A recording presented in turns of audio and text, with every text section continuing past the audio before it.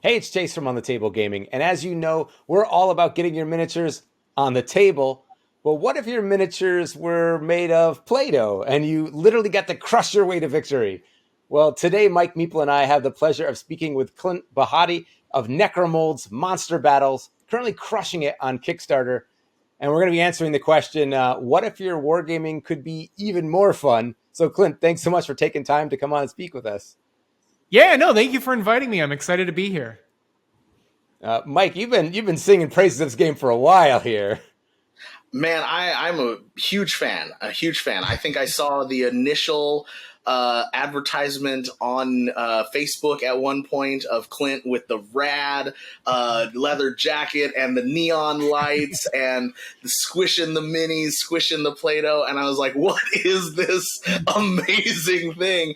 And and he sold me day one, and then I get into it, and as I'm like reading about it, I see, oh, not only is it kind of a gimmick game, but it's got really good mechanics too, strong play mechanics. So really, really big fan. Looking forward to getting my copy of Call to Arms. Yes, I was in the first 48 hours. I was one of the original first backers for that too.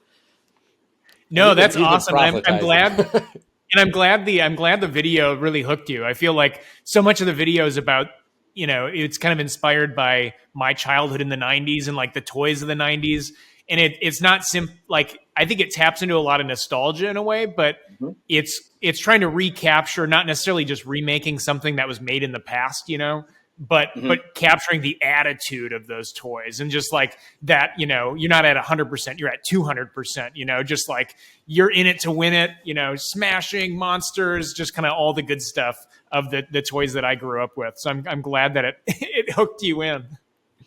So we've been spending a lot of time thinking about the kind of games we want to cover or be thinking about or playing. And so we're trying to come up with a metric here. And it was like, okay, is the game fun? Is it accessible? Is it memorable? And then Mike's like, so like Necromolds is what you're saying. And I was like, yes, like that. That's how we should look at games. And we're like, you know what? We should probably talk to Clint. So we're glad you're here. So for those who are turning in for the first time that maybe haven't heard about Necromolds, boy, are you missing out. But Clint, what's the basic story? I'm kind of a big theme person. What's the story behind the game? Yeah, so that's a great question. So gameplay wise, the story behind the game is you and your friends or your enemies, right, are all wizards and you're necrocasters, and you've got your caster ring, which enables you to raise up a golem army out of these spell books called Necromolds. And the Necromolds are these war tomes that kind of got lost to history because they were so dangerous for wizards to use. Because before the caster ring, for a wizard to use a Necromold spellbook, they had to put a piece of their own soul into it to give that golem life.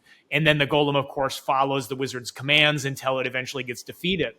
But the caster ring within the world and history of Necromolds actually lets the wearer pull soul energy from the ether and use that to power their golem army. So now the wizard doesn't have to risk his own soul, his or her own soul, to power this golem army and send it out on the battlefield. And so now with the caster rings, kind of the world has been swarmed by golems who are fighting for territory. And then it's you against your friends to see who is the stronger necrocaster and who can raise the stronger golem army. And of course, the most fun part is whenever you destroy one of your enemy's units, you use your caster ring to basically banish it by smashing it on the battle board and leaving kind of this lump of terrain that now no other golems can stop on top of. So by, from the front of the battle to the end of the battle, the game board just kind of becomes this chaos of smashed monsters and just a lot of fun. And I guess, and the other thing I'll add too, because you said you're a big fan of kind of world building and lore, is with this Kickstarter, one of the things I'm really excited about is we actually have like a 30-page lore book that comes with the new printing of the battle box, and any old backers who are returning get a copy of that too. And right now, Thad's working on a lot of really cool illustrations for that book, but it goes into like all of our new necrocasters who are kind of our main characters in Necromolds, goes into their history and their relationships and just the world building and the creation of the caster ring. And there's just so much beyond, the the face of Necromolds, which is making monsters and smashing monsters, which has a great table presence. But, we've been able to kind of take this opportunity to add a lot of depth that had always been on the back burner of my mind I wanted to get into. And this Kickstarter has been an opportunity for us to do that. So I mentioned that I feel that these were pretty strong gameplay mechanics along with the gimmick, right? And I know Chase's audience is a lot of wargaming aficionados, guys that play A Song of Ice and Fire, Star Wars Legion, stuff like that. So why don't you walk us through a little bit of the key mechanics, the key wargaming aspects, what's kind of familiar to OG wargamers, and that sort of a thing. Yeah, for sure. So I think one thing to kind of when I approached designing Necromolds, I wanted it to be a war game, and I wanted it to feel like a war game when you play it. But obviously, it has this kind of gimmick mechanic that you're molding your monsters, you're smashing your monsters, and it's only gimmicky in that it's very visual and very visceral and a lot of fun. Because when it comes to the gameplay design of Necromolds, the whole thing was kind of designed from the ground up around that mechanic. So the clay itself becomes less of a gimmick and is more of a core mechanic of how the game is played. And I think the first thing in that design is your point pool, right? A lot of war games have a point system where when you're building your army out, you've got 100 points and you have to divvy them up between your monsters, or your characters for your army. And in Necromolds, Necromolds is designed to be really accessible for people who are new to wargaming, or or if you're trying to wargame with kids. It's supposed to be kind of a really nice gateway game into wargaming while still being true to what makes wargaming a lot of fun. And so we eliminated the point pool and replaced it with the much more physical volume of clay. So the clay you have is actually your point pool, and you get to pick and choose what monsters you put in your army. And we did on the back end all of the balancing for the creatures based on their volume size. So bigger monsters use up more clay, smaller monsters are weaker and use less clay. And then by the time you run out of clay, your army is set. And there's obviously strategies behind what monsters work better with others and trying to balance out your army, thinking about dice probability and stuff like that. And so that's kind of a core war game mechanic that still finds itself in Necromolds. And then I think the other one, Necromolds is kind of a dice chucker of a game. So you're, as far as combat goes, any war gamer is going to be really familiar with. You're rolling dice, you're comparing symbols. Whoever gets the more symbols wins. And there's ways to modify your dice pool. So there's ways you can add dice. With the new Call to Arms expansion, there's ways you can augment your dice pool to be stronger for that round of combat. So those are very familiar mechanics. The other dice mechanic in Necromolds that I think works really well for making it really accessible is it has a dice matching mechanic. So in the game, you've got your Necromolds spell books, which actually I've got one right here, so I'll show off one of these. And Mike's doing too. He's got all the things. I know. I've got all the things ready. There we go. Yeah, and Mike's got me right there too. So you've got your Necromolds spell book, which of course has your monster inside, your volume of clay. And then on the back of the spell book are all the monster stats. So during the game, another mechanic that we really rely on is you roll dice that tell you ranged attack, movement, magical abilities. And you only have 4 of those dice, and then you kind of have to decide what's the best use of those action dice by assigning them to your spell books. So one of the things that I try to make the rules of Necromolds very light and approachable, but they always try to present you with decisions you have to make. So you're constantly being faced with the decision. You say, I would love to do these 4 things, but I can only do 3 of them. So which one do I not do? So you're always being presented with a very clear choice. And then the final mechanic that I think I'm happy made it in. I'm excited that it made it into the game and was successful for a war game that is kind of kid centered, and that is using a distance tool. So one of my favorite elements of war games is that your battle map or your board you're fighting on is totally open. So there's no grid. You're not moving, on little spaces and stuff like that, and attacking adjacent or diagonal or whatever. You just have this full open battlefield, and you use your tape measure to move your units wherever you want. And there's a lot of freedom in that, and in the positioning of your units kind of makes a big impact on how you do during the game. And so for Necromolds, I tried at one point during its development, I tried doing a grid, which really simplified movement, but it completely lost what I feel like is the heart and soul of mini wargaming, which is that freedom of, I get to move my troops anywhere I want. They can go behind cover, they can sneak around this way, and I can try to surround the enemy. So we went with this really simple design distance tool with close, medium, and far ranges that is designed in a way for kids can get into it and use it, and it's really easy to understand because it's so visual, but it gives you that freedom of movement on the board.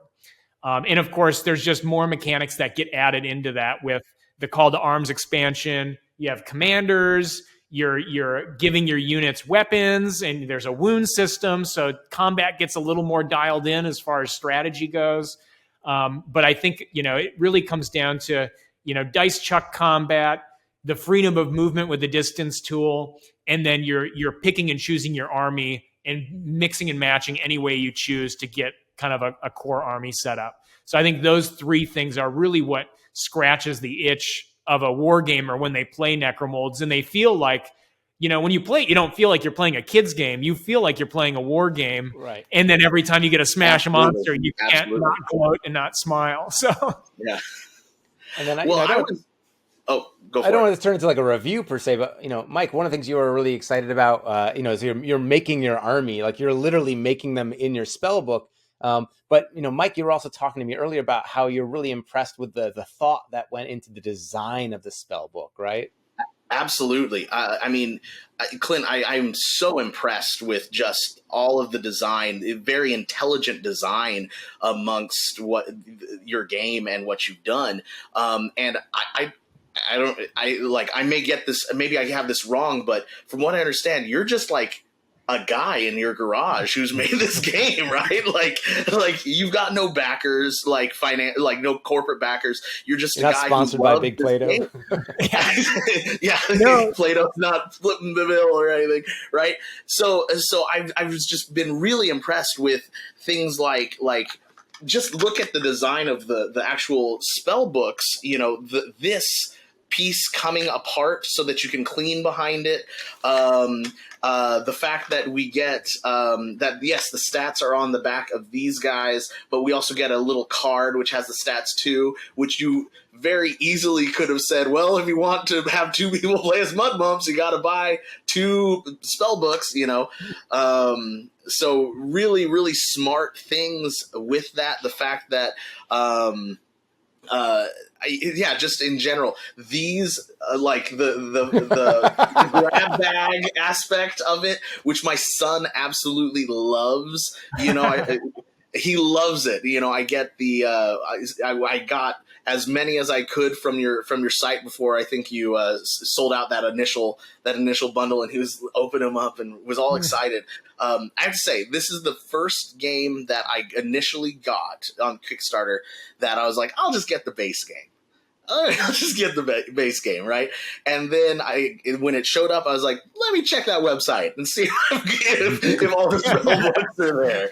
So I've got it all. I ended up buying it all because you want it all, because there's such good design in the support aspect. The fact that certain monsters support other monsters, and you want that to be able to build that army. It really does scratch that wargamer itch where you're trying to not only think of, I guess, thematic armies, right? But also like those combos where you're like, okay, so if I've got the Insectomite, that's got heavy defense, right? That supports defense. And I can I can pair that up with my Batadactyl, who's a squishy monster. But that way, if I've got the Insectomite around the Batadactyl could run in there. And so it really does a lot. It really does scratch a lot of that itch. And so I don't know. Was there so much? How much thought was it into some of those thoughtful aspects?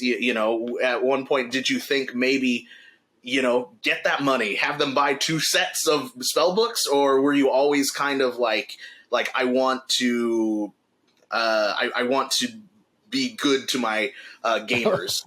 Yeah, totally. So no, I think so. A lot of the design has always been, kind of me designing it for myself.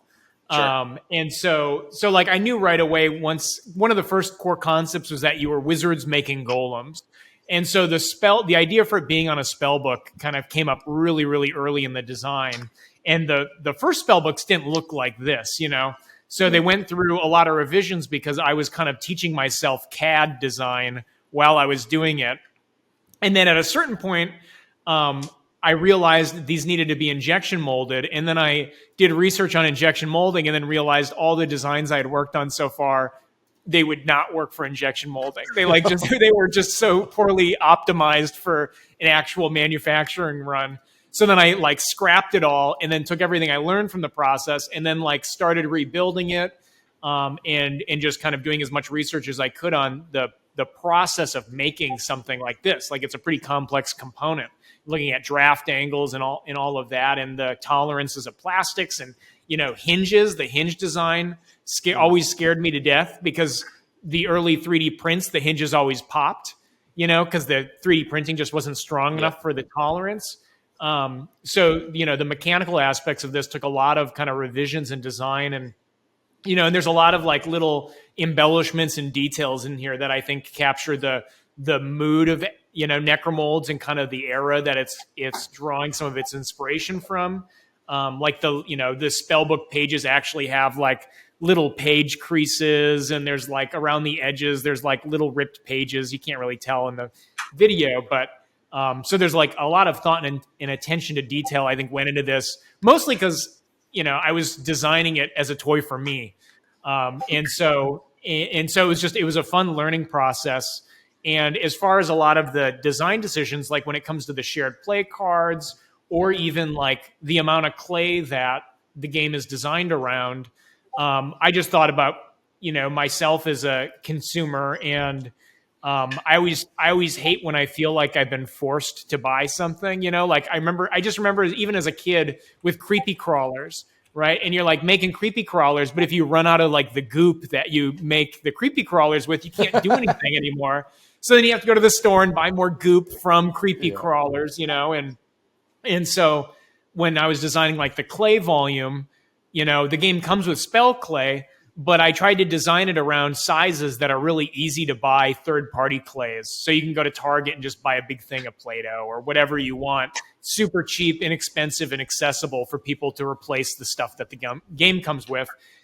So it's and I'm never going to sell clay probably at a better price than Hasbro can sell Play-Doh. So it's let them take that. I'll just make a really cool game. Yeah.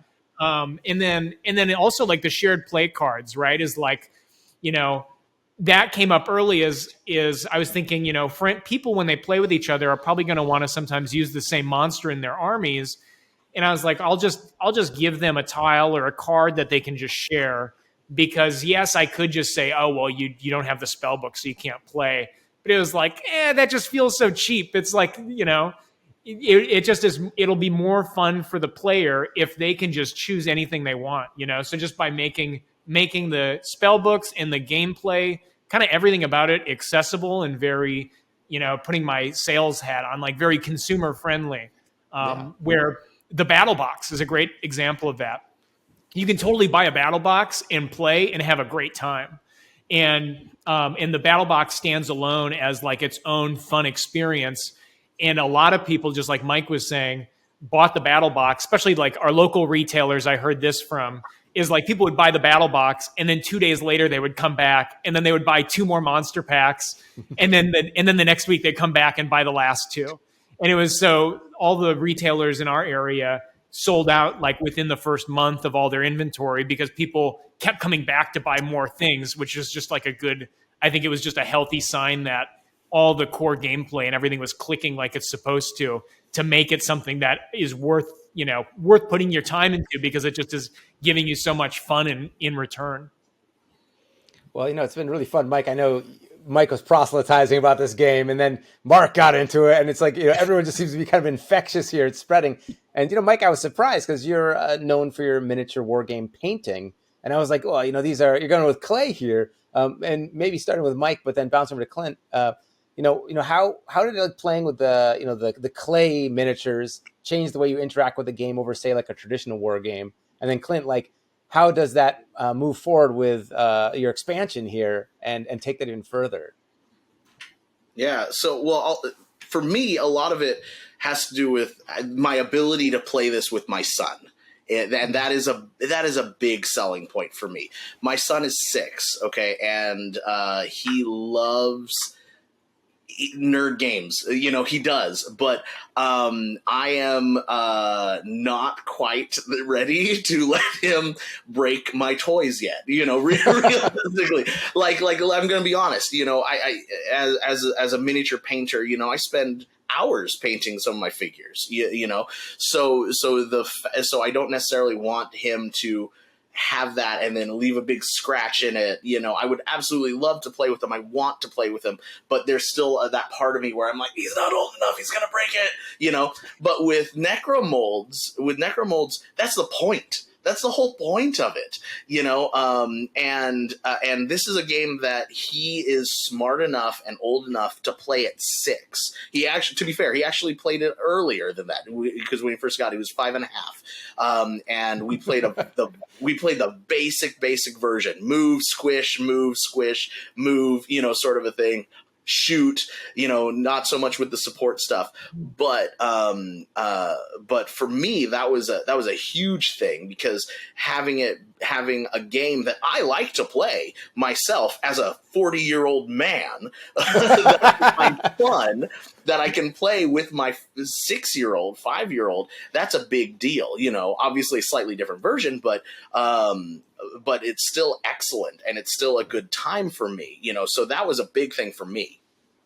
Yeah, and I think just to jump in there before I get to Clint, is that, the thing is, when it was people who are wargaming enthusiasts, because the game looks awesome, it looks super slick, and, there have been other products. I love like the retro look on things that sometimes you get and they look great, but then you get below and you're like, under the hood, it's just not really this.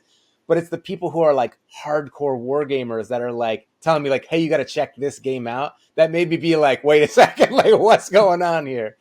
Sorry, then go ahead, Clint. No. I mean, that's great to hear. And I think, one of the, and earlier you're talking about Mike. Yeah. It's just like, Necromolds is really, a lot of it's me. And then we have my friend Thad, who's the artist on Necromolds, does all the artwork, and me and him kind of collaborate on what the pieces look like. And then he does his thing and makes the monsters and stuff look awesome. And then luckily I have a very creative friend base. So, I have a friend who's a graphic designer. So sometimes I tap into her skills and hire her to help me a little bit on the website and stuff like that. But otherwise, a lot of it kind of runs through me, and the idea for this, which it's fun to hear you talk about kind of you and your son playing, Mike, because a lot of the idea came from when I go to gaming conventions. I like to play war games because it's an experience that I don't really get at home. So like, especially like Lord of the Rings, wargaming, and like some of that stuff, the minis that people paint up for that stuff is so cool. And it's on a giant table, at a convention center. So I try to play that. And one thing I realized was that once 5th edition came out for D&D, and more families were playing Dungeons and Dragons together, and you just saw kind of the tabletop RPG room get more diverse as far as age goes. That really wasn't happening in the wargaming room. The wargaming room, as I was getting older, just kind of kept getting older, and there was nobody under 25, in the wargaming room, if that. So I was trying to think of like, well, how do I make wargaming as accessible as, D&D has tried to make itself accessible to kids? And I thought about, I think about Pokemon and Magic the Gathering, right? Magic the Gathering is the very mature version of that trading card game, and then Pokemon's kind of the kid sold versions. And I was thinking, well, how do I take the wargaming fun of wargaming and package that in a way for kids? And one of the big things was the fragileness of minis. And like, and I've painted, handfuls of minis, and I haven't done a Warhammer army yet, but I know that each one of those minis probably took me 4 or 5 hours, minimum, to paint and to seal and to put the little details in the eyes, right? To get the little white dot in the eye to make them look alive.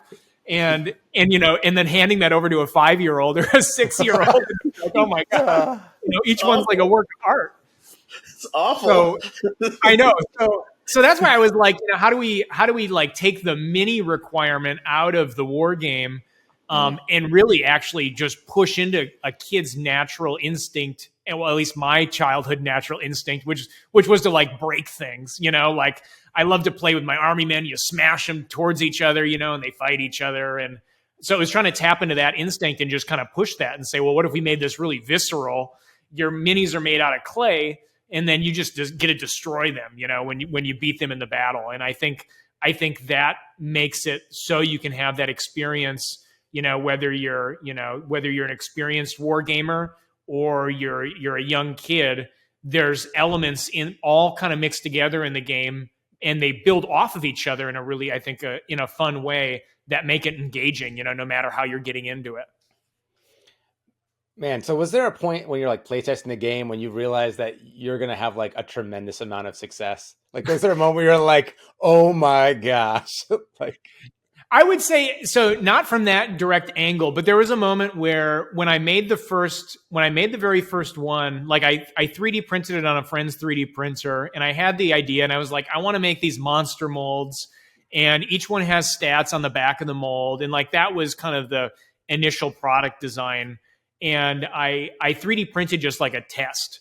And it took like, 12 hours or whatever to print. And I kept checking on it. And then eventually it came off the printer, and I brought it home, and I ran to Target and bought like a thing of Play-Doh. And I hadn't opened Play-Doh in like 15 or 20 years, and I cracked open the can of Play-Doh and then like put the monster, put it inside and then molded this monster and popped it out. And it was like just that experience. It clicked right away, and I was like, I need to be the one to make this. And I did the a bit of board game design. I dabbled in, and I have a board game called Hounded that Atlas Games published in 2017. I think 2016, 2017. So I kind of knew what the route would be if I wanted to pitch and try to have a publisher pick this up. But just from that initial experience, I was like, this is cool. Like, this is cool and unique enough where I was like, this could be something that I could just own. Like, I could just like make this and make it my way and make it how, try to take the vision that started to kind of be built up here and try to put that into a real product.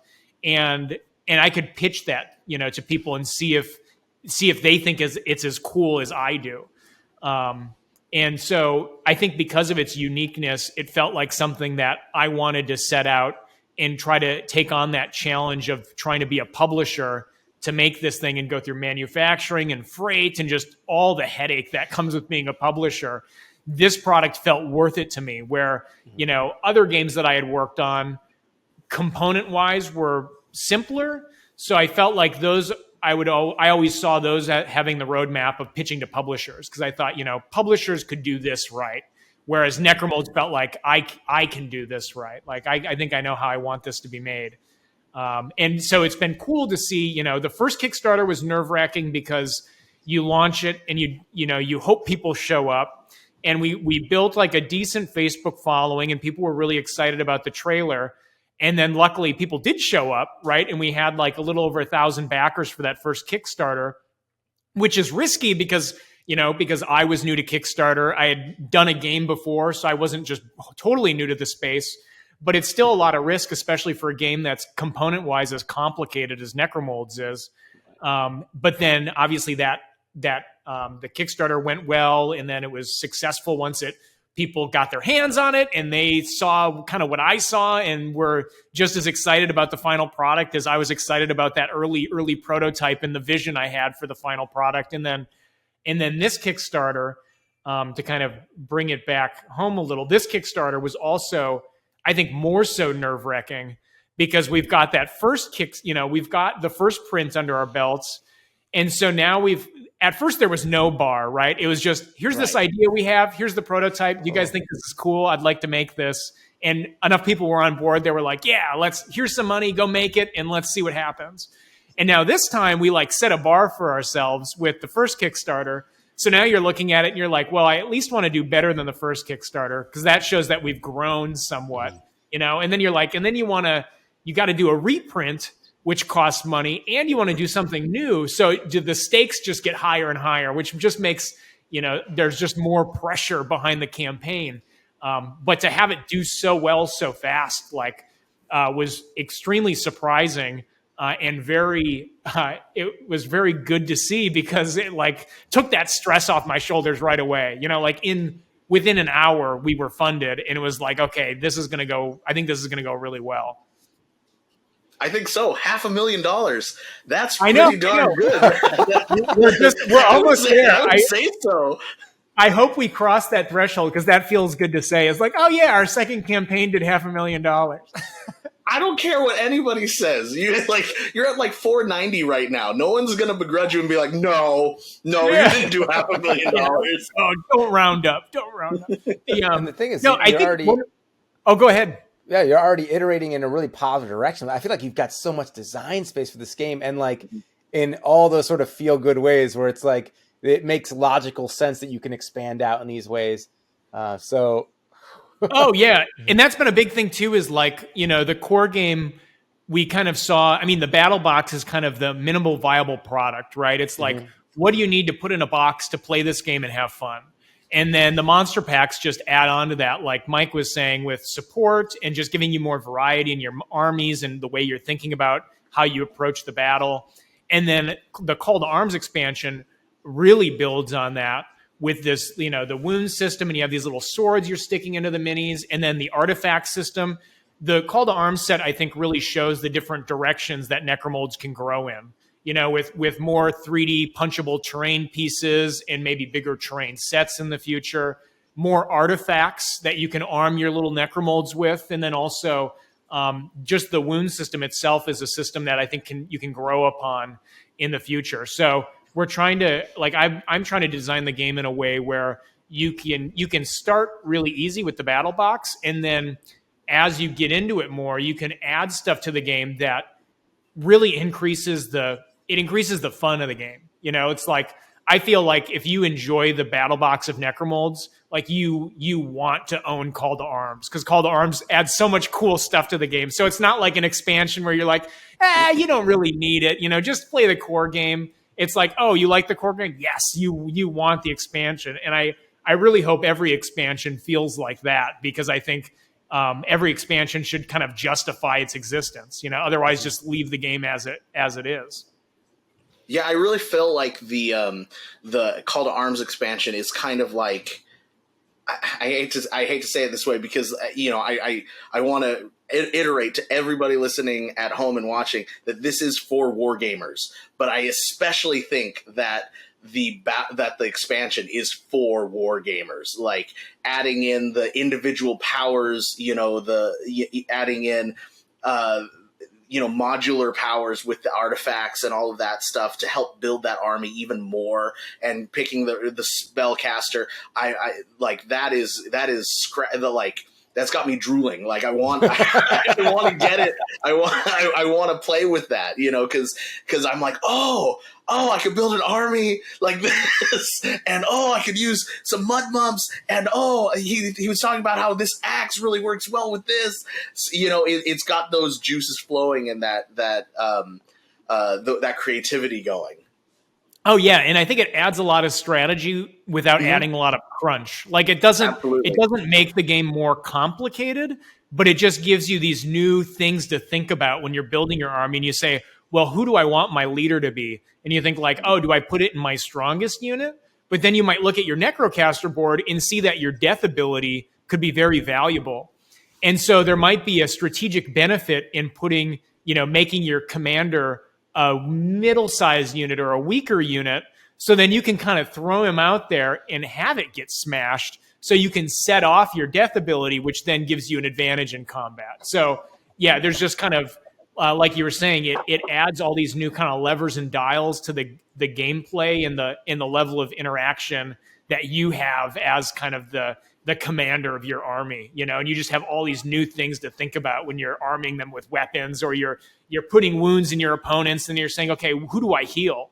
and constantly you're thinking about the dice odds and you're looking at dice pools, and it really keeps you mentally, you're engaged the whole time, even when it's not your turn, because you're wondering, well, what's that player thinking? What's my enemy thinking, and where are they moving their characters to? So it's kind of like chess in a way, where you're trying to think a few moves ahead. You're at least thinking one turn ahead, because you're thinking, well, if they move there, then I can move over here, and which I think is just like every successful war game taps into that, kind of strategy energy, which I love. But being able to like stick things into them and like squish them, I mean, it's just the visceral component. It's just something that's so innovative in like the wargaming space. It just like adds something. It's like, you can have the great mechanics too, and then having the tactile experience in such a different way is such another cool layer and depth of this game that, I don't know, it really makes it be memorable. Like when you play it, like this game stands out so much. Thank you. Yeah, go ahead. No, I was going to take us in a slightly different direction, because I know you've worked on a lot of, you wear many hats. And when you talked about your previous game from Atlas Games, Hounded, you were wearing the kind of hat of being like the designer, artist, graphic designer. I know you also have a background in film production, right? Yes, that's correct. So coming from a field where you really have to be a storyteller and create visual projects that are accessible, have you found that those skills were transferable when it came to creating games like Necromold? Oh, totally. No, definitely. And I think that's really what got me into, when I designed Hounded, is my filmmaking I went to school for was, and I'm still passionate about filmmaking, but filmmaking kind of became my job, and kind of much more corporate, type of work. So my filmmaking skills became what I was marketing to make money. So then I needed kind of a new hobby project for myself. And so one thing that I realized was that, I've always been a big fan of lore and storytelling. And a lot of that comes through filmmaking, narrative filmmaking. And I realized that there was a lot in common between editing film and designing a board game, because both of those mediums, you're designing an experience for someone to go through. So in a movie, or in a short narrative, you're trying to challenge the viewer, right? You're trying to, think about Game of Thrones, and they take Jaime Lannister and you say, look at this awful character. And then you put him through a character arc, and now you're rooting for this character that at the beginning of the series, you absolutely hated. But now you're like, he was such a terrible person, but now he's like kind of he's almost like a hero. He went from an antagonist to a protagonist. And so likewise, I think in game design is always challenging the player to make a choice, and you as the player always being presented in at least in the games that I like to design and the games that I enjoy playing, you're presented with a few very clear choices. You have option A, B, and maybe option C. And you as the player have to look at those options and try to think ahead and say, which one of these choices now is going to maybe give me better odds of victory in the future? How do I set myself up for victory? And so in editing, you're cutting and you're using the pace of the edit and your different tools as a filmmaker to tell that story. And in board game design, you also have a set of tools, because you've got what components are you interacting with? How is the player interacting with the components, or how are they being presented with these decisions? And then what control do they have over it, right? So, both of them are trying to build an experience that the player kind of goes through as they play the game, or as they watch a film. And I think that in my enjoyment of film, in that part of film, was being tapped into when I started getting into game design. So, like I said, the Call to Arms expansion in this Kickstarter has been an opportunity for me to explore the narrative storytelling more in this reprint, and coming out with this lore book and kind of build more of a world history there. But even the game design, I think, was influenced by thinking about the experience and thinking about how, the base game is very visceral, and I wanted it to feel like you're playing with action figures. The game components are very physical. And when you look at the table presence, it looks like a lot of fun, because all of the components look like toys. Like we've got the gems, and even the dice are colorful and fun, and obviously the spell books and all the artwork that's involved. And the most component like thing we have is probably the shared play cards. And in the expansion, the most game component like thing we'll probably have is the Necrocaster cards that have the abilities on it. But otherwise, you're still playing with these little swords, and you're playing with artifacts and these banners, and it's all very visceral and just feels like play. It's very hands-on play. And I think one thing that, in my mind, design-wise, that I wanted to come through, and I think it has so far, is that the components are so visual that you can kind of set them all down in front of someone, especially if they were a war gamer, and say like, hey, if this was a war game, how would you play it? And the player's probably going to figure out most of the rules. They're going to look at it and say, you know what, I think you make these dudes, and then you probably have an army, and you roll these dice, and look at the dice symbols are also there. So you're probably assigning them, so much of the visual design of the game is supposed to kind of alleviate the mental load that you would experience when you're playing it. So anyways, I know that all kind of goes back to filmmaking, but I think it's the consideration of all those things that deliver an experience. I think really kind of came from a bit from my film background. Yeah. Cool. Well, I have to say I really enjoyed the aesthetic, of the lore. They look like the old. When I was growing up, I would see like art like this on the bottom of like skateboards, sort of a thing, right? And I love all the rings. I've got, like I said, like 6 rings. Okay, so I do want to talk about. Yeah, I felt like Thanos, over here.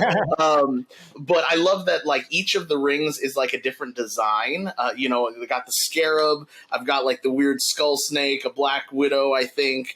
But I do have one question. Because there was one that I got, and I'm like, is this a koi? It doesn't really seem very, seem very Halloween or scary or on theme to me. Just but, the koi. No, that one is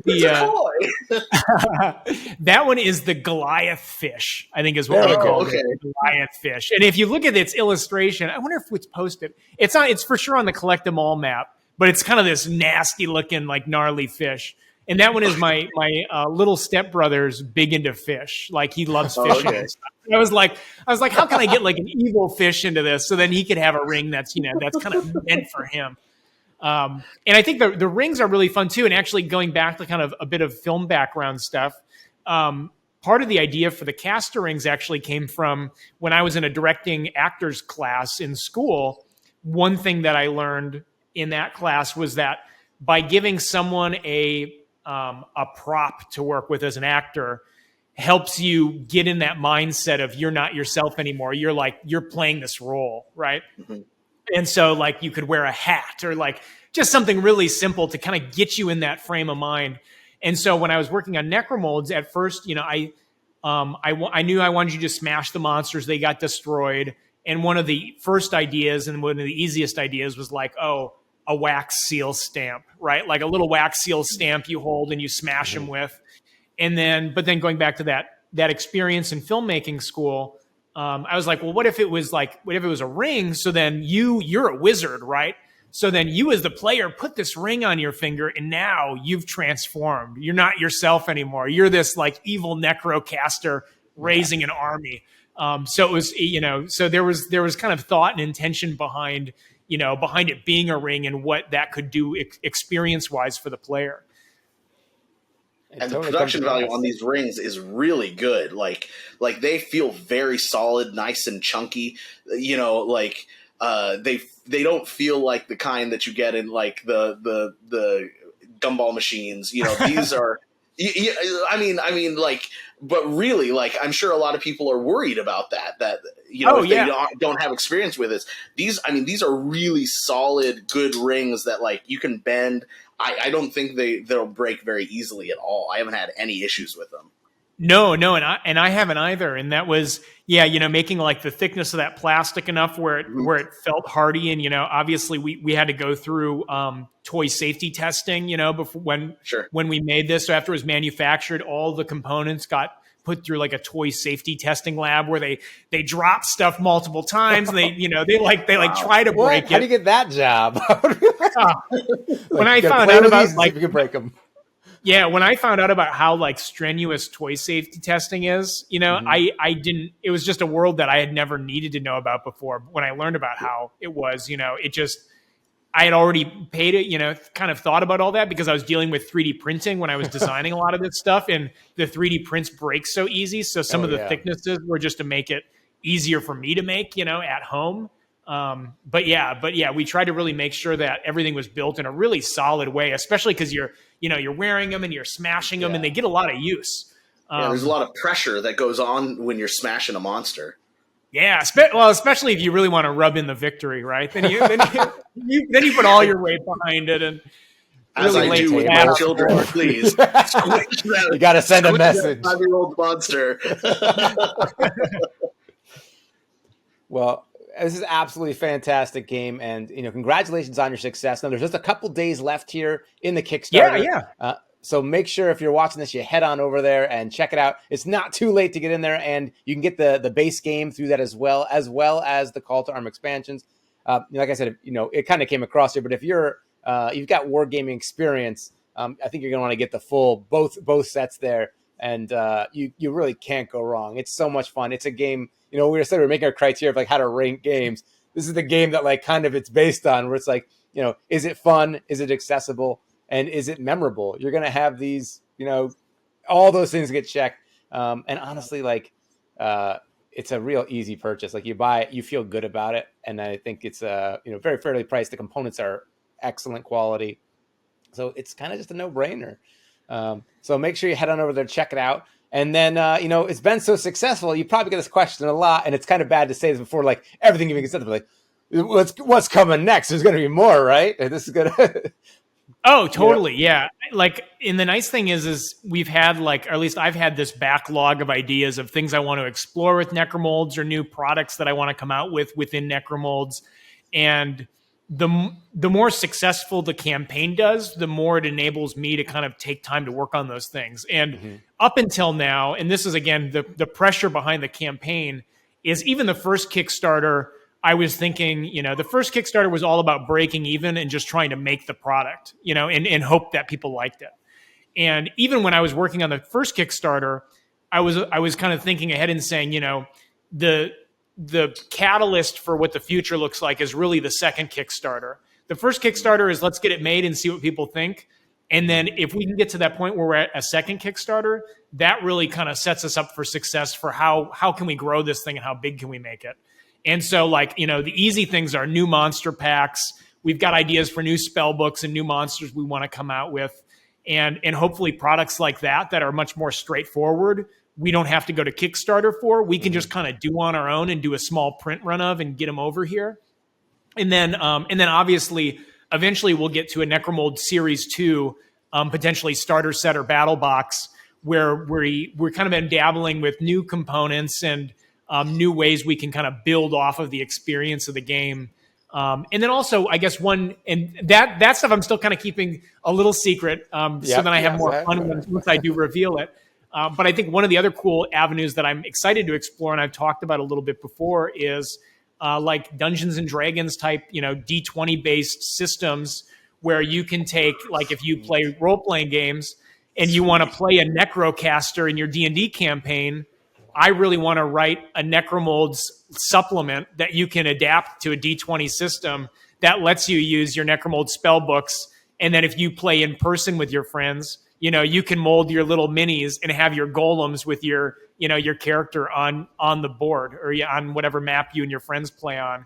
Or digitally, there'll be a rule set behind the numbers. So trying to think of new fun ways that can use these spell books beyond wargaming, so that gets into the tabletop experience a bit. Yeah. And we didn't get into you talking about you got D&D modules you've made in the past. So this is all in your wheelhouse still. So you got I know. Yeah, DCC and D&D modules, and I think bringing some of that in the storytelling you get when you start to tap into that kind of gameplay too. I think then you take a world that was presented to you and you really make it your own, and you make your own Necrocaster and adjust their abilities and stuff. So I think the success of this campaign has only set Necromolds up for some really cool stuff in the future. Well, with you as like the Liam Neeson of the game, where it's like I have a particular set of skills. I can do the films, I can do the design, I can do the wargaming elements. I think it's in good hands, and it's clearly headed in a great direction. So thank you so much for coming on here to talk with us. Yeah, for sure. Thank you both very much. All right, folks. So make sure you check it out, and we hope you get your miniatures, and in this case, your clay miniatures on the table.